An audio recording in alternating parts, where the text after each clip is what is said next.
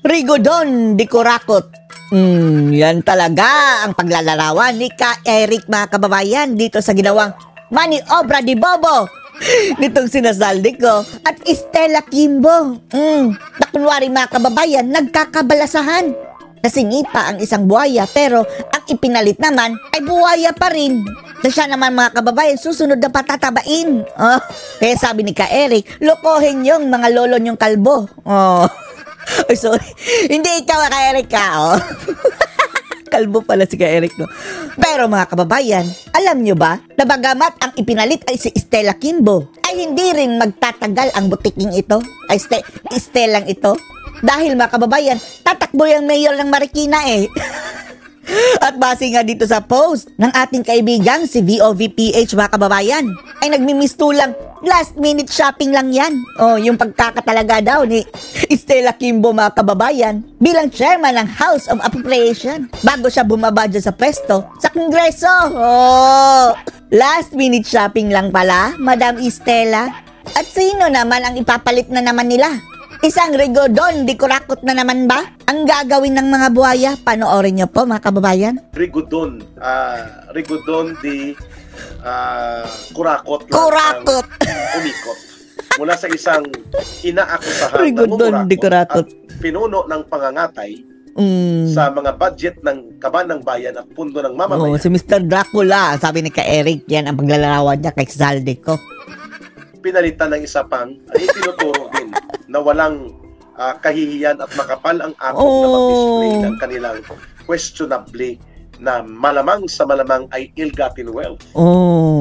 Ang tinutukoy niya, mga kababayan, yung pinapakitang karangyaan ni Stella Kimbo. Mga burloloy sa katawan, mga kababayan, mga bags, jewelries worth millions and millions of pesos. Coming from the public servant dahil nagsiserve sila sa taong bayan na mga mahihirap daw, mga kababayan. Tapos, ang pinapakita, puro karangyaan. From rags to riches daw ito si Stella Kimbo, mga kababayan. Base sa nababasa natin sa mga komento. Dahil pasakay-sakay lang ng tricycle dati. Teacher Stella. Ngayon, naging bilyonarya siguro. Milyonarya. Nauri ng kanilang mga kagamitan. Mga mahigit 2 milyon na mga brand ng mga bag. Kahit bilyon pa ang isusuot mo, tapos yan ang, Diyos mio, nadadala sa mga kababayan, sa suot at mamahaling kagamitan, yung value ng iyong mukha. Bagong Pilipinas, bagong mukha. Yan mga bagong mukha ng Pilipinas, mga kababayan. Mahigit 2 milyon na brand ng relos. Na nung dati ay nakasakay lang ito sa tricycle. Nagpapakilala pa siyang si Teacher Stella siya. Teacher Stella, ngayon naging milyonarya. By the hundreds of millions. Wow. Ang yaman nila na hundreds hindi mo maiisip kung saan nila yan pinagkukuha maliban sa mga pinangurakot nila sa kaban ng bayan. Oo nga, mga kababayan. Maliban sa pinangurakot. Dahil ang sahod ng mga kongresista, mga kababayan, malaki na yung 200,000. Ibig sabihin, mga kababayan, mayroon silang pinagkukunan aside dyan sa pagiging congressman. Kung mayroon man silang mga negosyo, mga kababayan, malamang may kaugnayan din yan sa construction o ganyan. Dahil yung mga proyekto ng gobyerno, bantay sa lakay sila, mga kababayan, sila lang din ang kukuha. Yan ang mga modus ng mga kongresista pati mga senador. May mga kamag-anak silang kontraktor, mga kababayan. Gumagawa ng proyekto. Diyan sila kumikita. And that is a form of corruption. Takot nila sa kaban ng bayan. Ano po ang legitimate income nila? Magkano lang ang sweldo nila? Not to mention, ang sabi ni Magalong, mayroon pang cut up to 40% na komisyon. Tapos sila din ang kontraktor. Wow! Sarap ng buhay! 240,000, 280,000 a month. So, ang isang taon mo niyan, hindi natin sinasabing si Kimbo pero karamihan sa mga congressman, mga kababayan, yan ang kanilang pinagkikitaan. Etong si Kimbo, ewan lang natin. Dapat mayroong mag-imbestiga dyan. Hindi ka naman dyan lalagpas na mga 4 o 5 milyon kada taon. Paano sila nagkaroon ng by the hundreds of several millions na pundo at kayamanan? Klarong-klaro. Klarong-klaro. Queen of Hermes at Rolex. Kilala na. Altix, no? Athletes, teacher daw. Teacher. booking na kung sinong pumalit. So yan po Isa ring ay buhaya. panloloko. Kunwari, pinalitan itong controversial na namumuno ng Committee on Appropriations at ang Ang pumalit pinalit, isa ring basura. ay mas lalo pang controversial. Mm. So, nagkamali po sila para utuin o lokohin ang taong bayan. Kaya nga, Pangalawa po na nag-react, hindi lamang dito ang rigodon ng mga ngatay sa pundo ng bayan na kunwari may pagbabago, yun pala, sila pa rin. At the mother of all crooks. the mother of all crooks. Crookste. Si Crookste. Si Boy Dracula, wala na. Pero at least ba kababayan, no? Naalis na si Zaldico, pero hindi ibig sabihin na safe na siya. Sa bagong administrasyon, mga kababayan, dapat habulin niyang Zaldico na yan. Prayer warrior.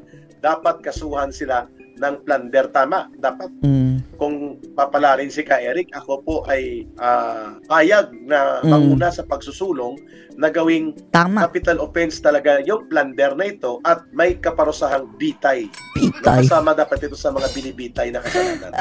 At ang kaparusahan ay bitay. I agree to that. Para po hindi pa marisan ang mga kurakot at walang puso at wala ng matinong kaisipan na mga mandarambong, na mga politikong pumapasok sa gobyerno. Lalo na ang mga malalaking, mga nangungurakot at nandurubo sa kabanang. Yeah, tama. Kung kami lang po ang pagbibigyan ng pagkakataon, uunahin natin dapat ito sila. Kaya mga kababayan, iboto natin na, huwag natin kalimutan mga kababayan, ipanaw sambayanan. Party list.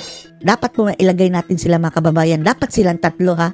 Nakakuha sila ng sapat na boto mga kababayan. Ka Eric, Loren Badoy at si Busantong. Hindi lang dapat isa, tatlo dapat mga kababayan dahil protest vote natin yan eh. Laban dyan sa mga buhaya. Na lilitisin, ipapakulong at kung kinakailangang ipatupad ang makatarungang hustisya ng mamamayan na sila po ay bitayin upang mawala po ang kanilang salot na pinapakalat sa pandarambong sa kabanang bayan ay dapat gawin yan. Pero syempre, wala pa tayong existing ngayon na death penalty. Pero bukas po si Ka Eric personally na yan po'y ibalik on limited crimes like rape and murder, kidnap for ransom, at pati po sa mga sindikato sa droga, kasama po ang mga mangungurakot mandarambong sa kabanang bayan. Ang problema niyan, kahit may death penalty, naaabsuelto sa korte. Ang problema natin mga kababayan ay justice system. Bukod sa kulang tayo sa mga korte mga kababayan, di ba? Umaabot ng years and years ang mga kaso hanggang naaabsuelto. Dapat i-fix din yan, justice system natin. Mga politik. Ayun. Pangalawang nag-react po sila Lola Saba Diliman. Lola Saba Diliman? Si Lola ninyo, Laila Diliman. Lola Saba? Galit sa pagkilos ng sambayanang Pilipino kasama sa Iglesia ni Cristo. Alam na natin na topic na yan mga kababayan. Sinabi na minority lang daw ang iglesia. Di na supalpal ng disora si Saba. Nasabihan, hindi pa sumisikat. Laos na! So anong masasabi nyo dito mga kababayan sa unang topic ni Ka Eric na ang ginawa ni Zaldico at Stella Kimbo ay rigodon de Corakot? Anong masasabi nyo dito? Post your comments below.